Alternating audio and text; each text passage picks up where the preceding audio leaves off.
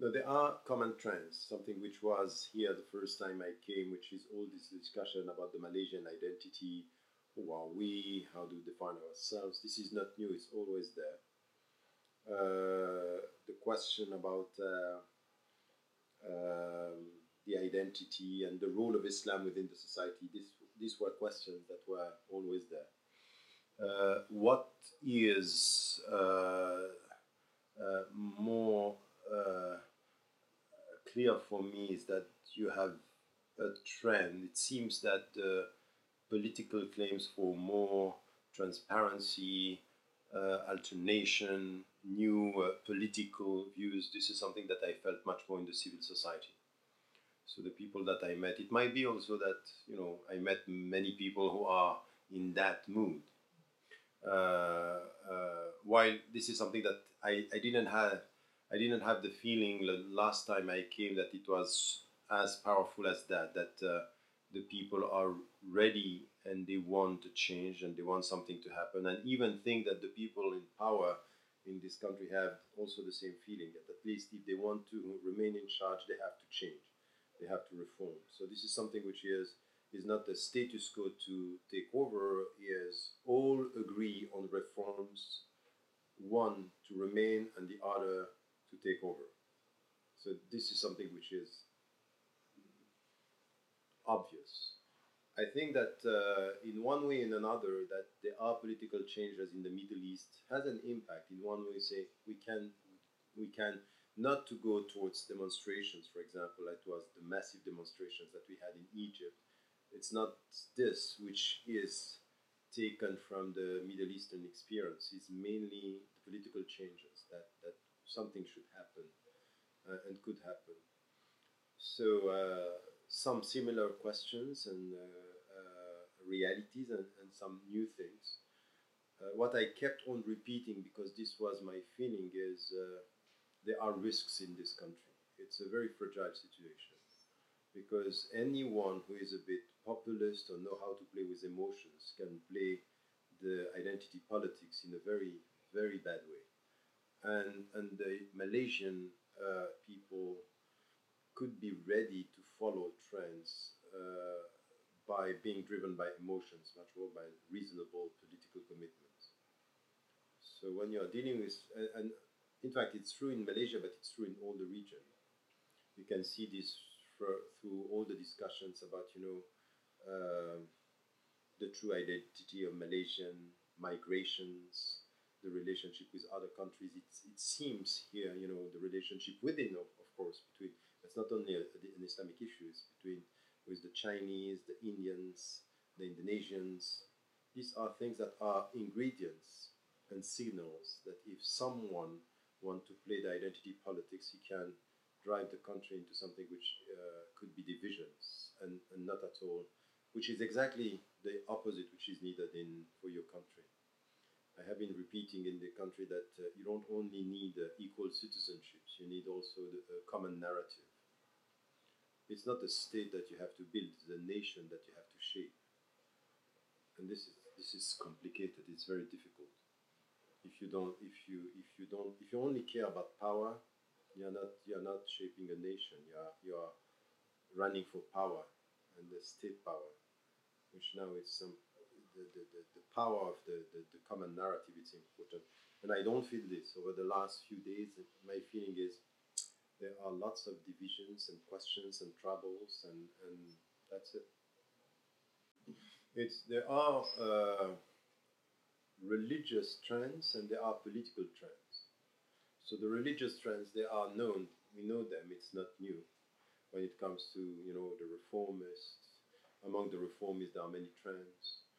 You have the literalists, you have some Sufi groups who are here as well.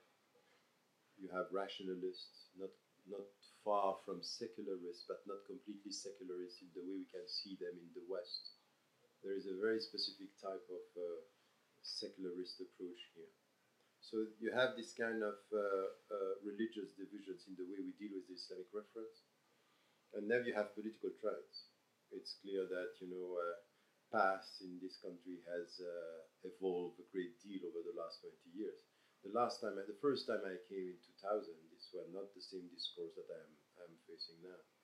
So many people from abroad are saying, oh, they are pragmatic. They know how to deal with the... And some are saying there is one part is pragmatism and the other is natural evolution, because we see all the Islamist trends are evolving everywhere in the world. When it comes to the Islamic State, what are the principles, what are the priorities? So they are evolving. So you have tensions within. And now even through political parties that were not so much keen on making Islam a priority, now they are coming back. They understand that you can't deal with Malaysia if you don't have within your political equation the Islamic reference in one way or another. So now this is the point. The point, is it inclusive or is it exclusive? Are you taking it as something which is you play with emotions, or you settle down with reasonable political approach?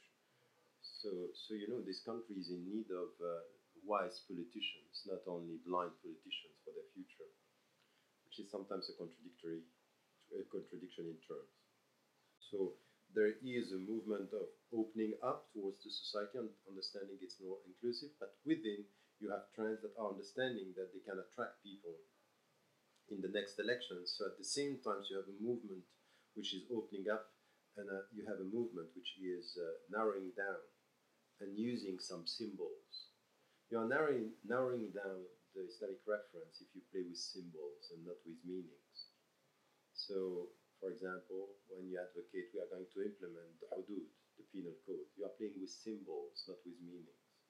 So you are narrowing down the Islamic reference.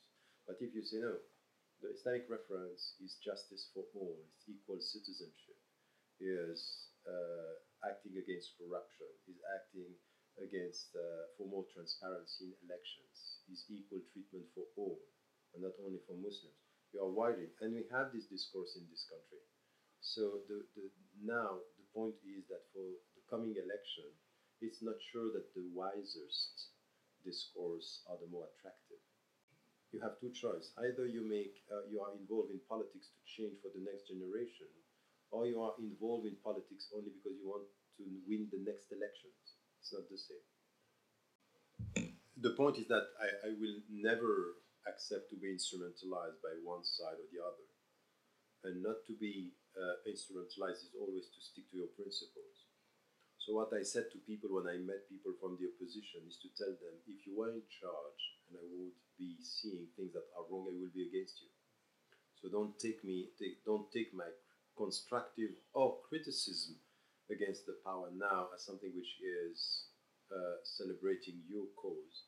Of course, there are things that I'm saying about the government now or about the situation which is critical. So wherever I am talking to people, it's just to come to the principles and to deal with consistency. Do you walk the talk, yes or no? Are you really doing what you are saying? And at the end, what are your priorities? And to stigmatize. My main enemy is two things. My main enemies are two things.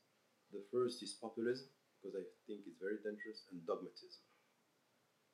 And you can find this everywhere. So what I'm saying now is it's clear that this country needs a change in one way or another. And I would push for that, because I really think that there is no other way but to go for more transparency and more justice in this country. And consistency.